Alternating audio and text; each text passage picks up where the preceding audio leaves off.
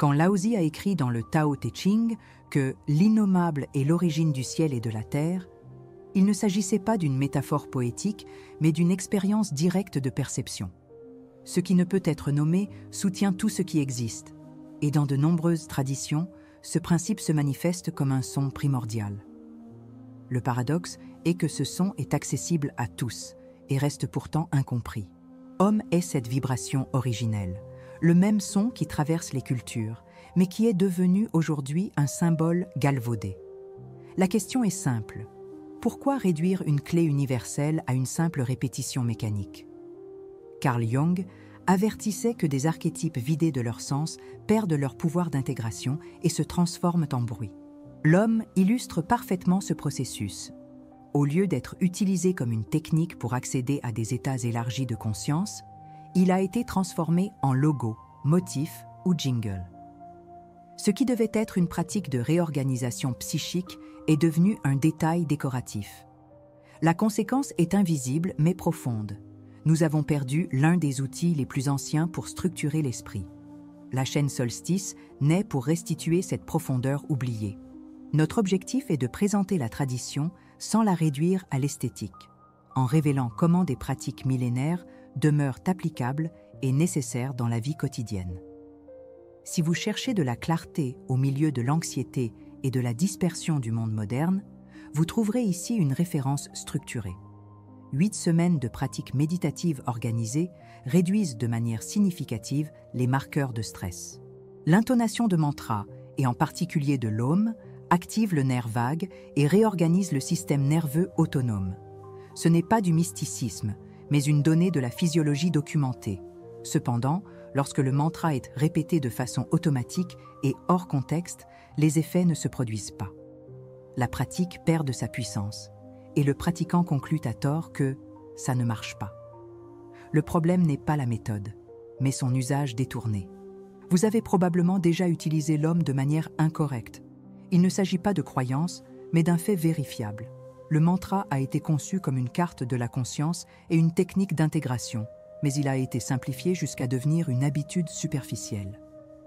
Reconnaître cette erreur est la première étape pour retrouver la clé. L'urgence vient du fait que, génération après génération, la banalisation s'accroît et l'accès à la profondeur disparaît. Ne pas corriger cela aujourd'hui revient à léguer aux décennies futures une simple caricature spirituelle. Dans le taoïsme, la perte du sens originel d'un symbole est comparée à la perte de la connexion même avec le flux naturel. Lorsque nous utilisons un son comme l'Om sans comprendre sa structure, non seulement nous le vidons de sa substance, mais nous nous éloignons aussi de l'état de présence qu'il devrait engendrer.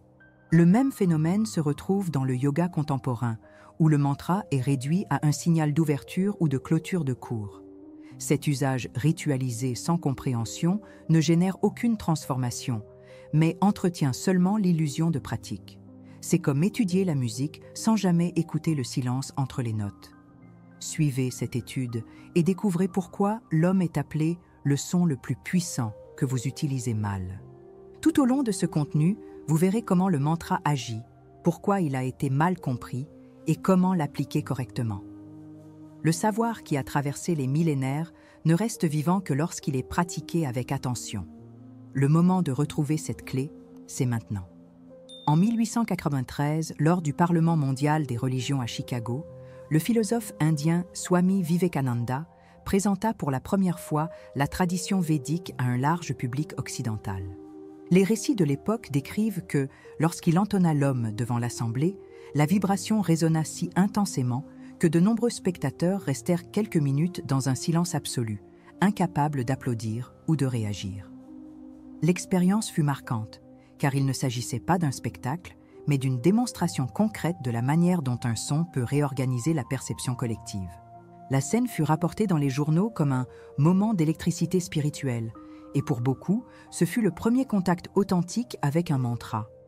L'exposé initial de Vivekananda, cependant, ne fut pas pleinement compris. Le public, habitué au discours rationnel, perçut la pratique comme une curiosité exotique, sans saisir sa fonction en tant que technique de concentration et d'expansion de la conscience. La vibration, qui aurait dû servir de point de départ à une étude approfondie, se transforma en simple souvenir lointain, associé davantage à l'exotisme oriental qu'à une méthode réelle de transformation.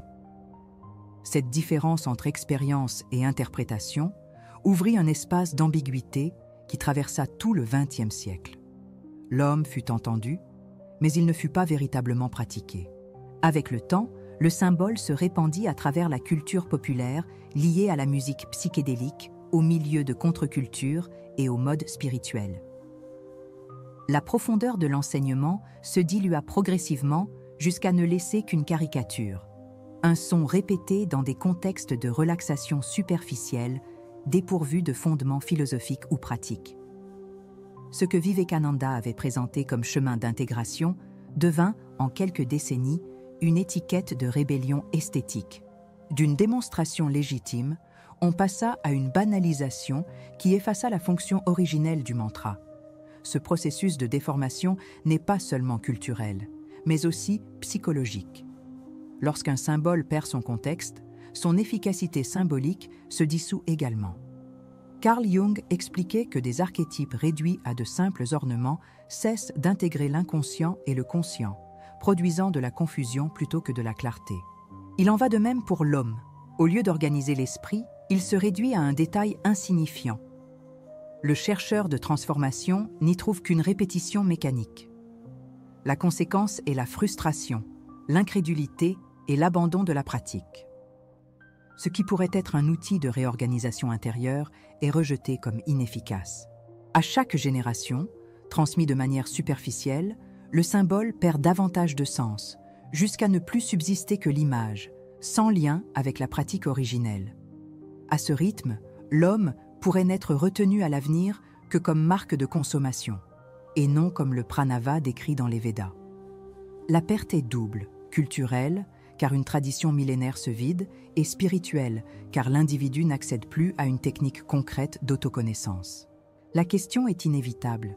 Que se passe-t-il lorsqu'une clé de conscience est oubliée, mais que son image continue de circuler? Beaucoup pensent de connaître l'homme parce qu'ils le voient dans des tatouages, sur des affiches ou dans des musiques, mais en réalité, ils n'ont jamais expérimenté sa pratique de façon authentique. Cette illusion de familiarité crée une barrière encore plus forte à l'approfondissement, car elle fait croire qu'il n'y a rien de nouveau à apprendre.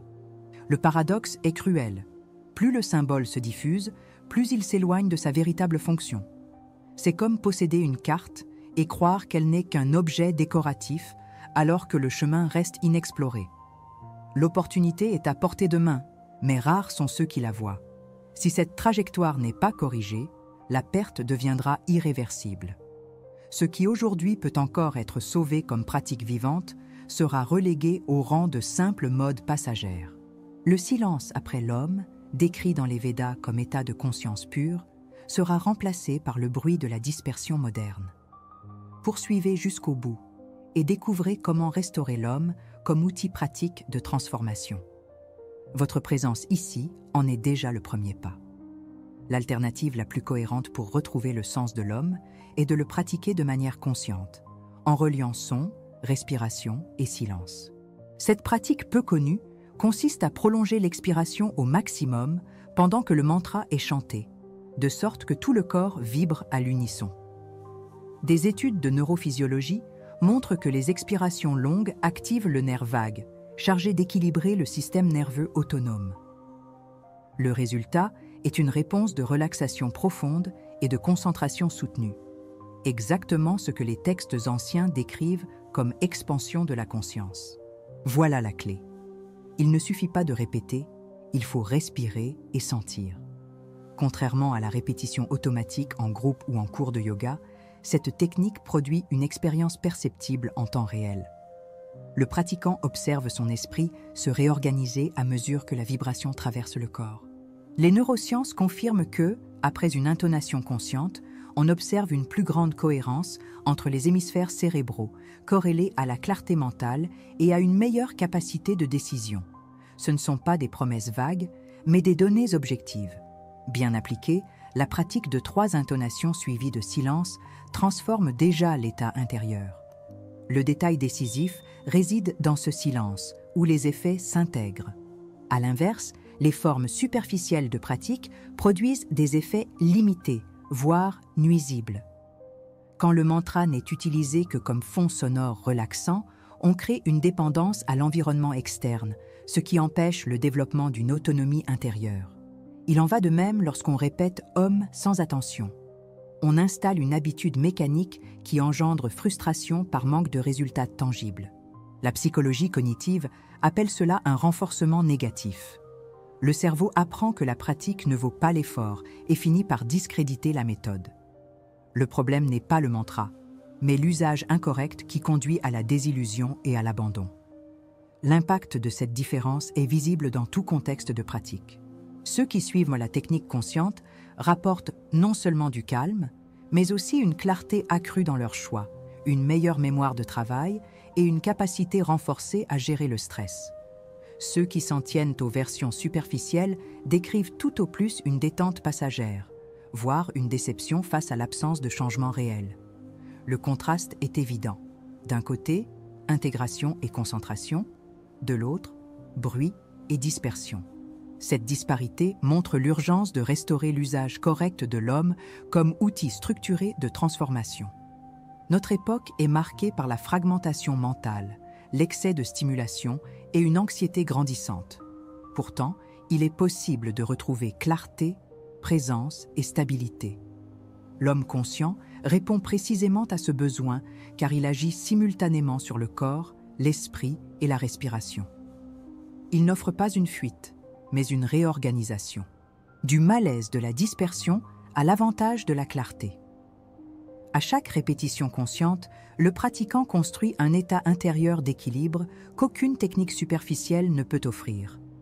Le bénéfice est cumulatif et le temps perdu ne revient pas. C'est pourquoi la proposition est simple et décisive.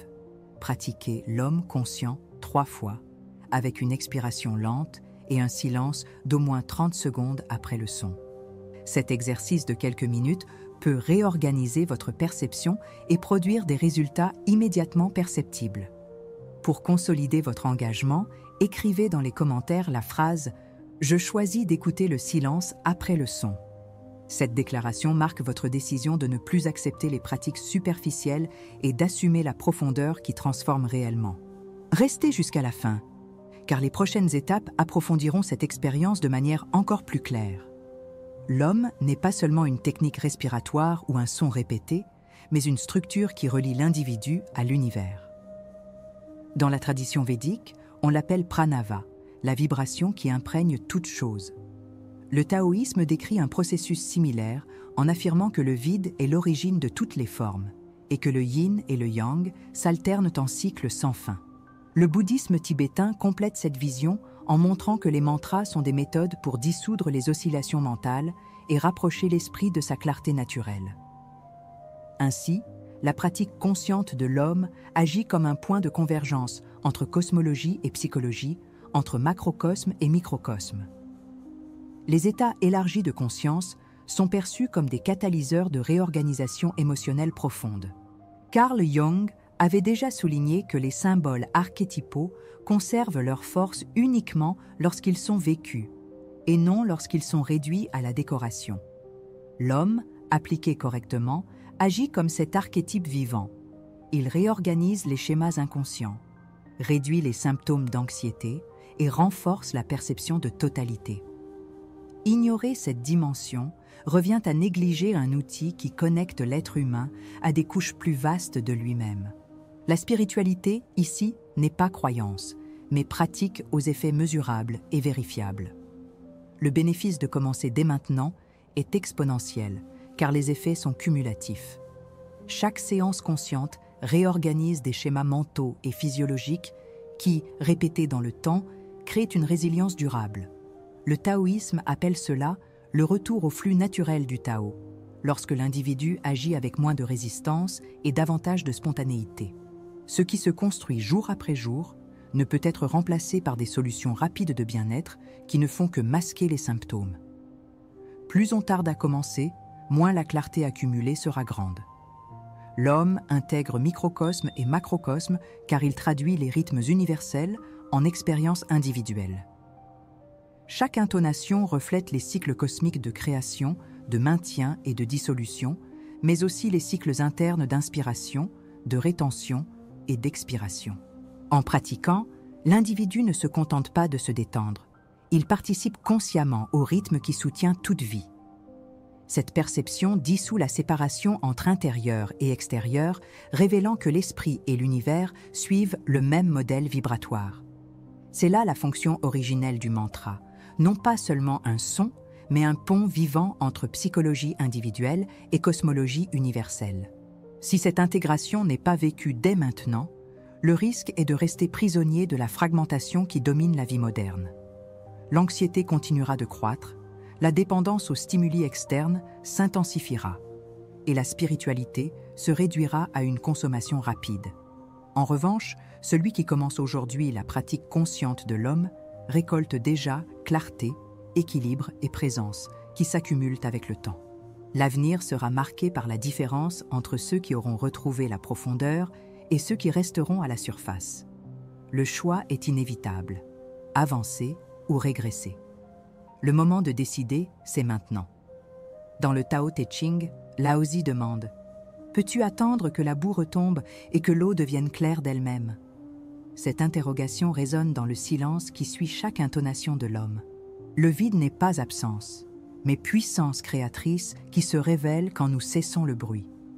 Le bénéfice d'avoir suivi cette analyse est de comprendre qu'il ne s'agit pas d'une théorie lointaine, mais d'une pratique concrète, accessible dès maintenant. Chaque répétition consciente répond à la question de Laozi. Un exercice de patience qui organise l'esprit et la respiration. Et dans le silence qui suit, la clarté apparaît naturellement.